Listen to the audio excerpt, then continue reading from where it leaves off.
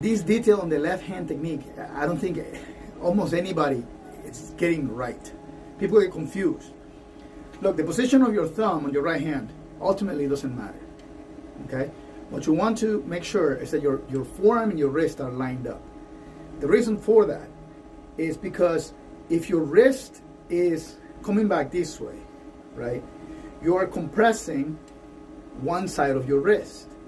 And then over time, you're grinding those tendons are grinding against the nerve, causes inflammation, all that stuff, and then you end up with carpal tunnel syndrome.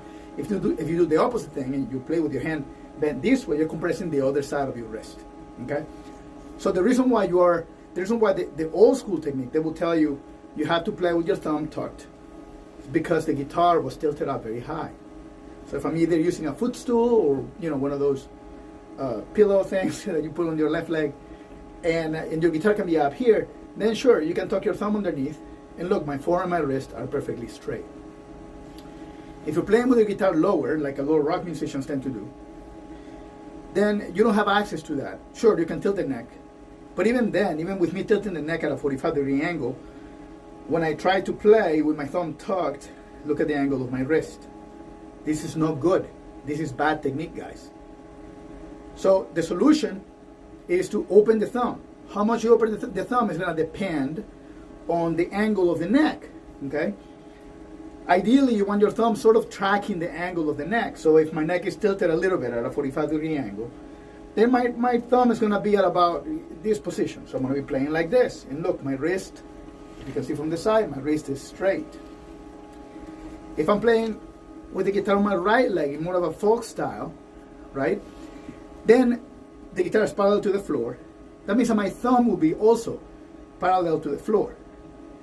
That allows me to keep my wrist straight. Okay? That's what matters, is the alignment of your wrist and your forearm. Don't obsess over the position of your thumb. The old masters gave you that cue because they were working with a fixed position with the guitar neck tilted up very high. Now, if we're working with bending, right, then the position of the left hand is going to change. That's why I teach with two separate hand positions. One, when we're playing scales and things that require a little stretching, and when we're doing string bending. That's when the thumb comes over the top and we have this fulcrum like this.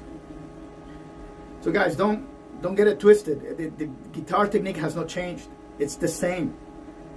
What's changed is the positions in which we hold the instrument. Therefore, we need to maintain the same biomechanical principles. We have to keep those. Otherwise, we're going to end up with a whole generation of guitar players injured. And this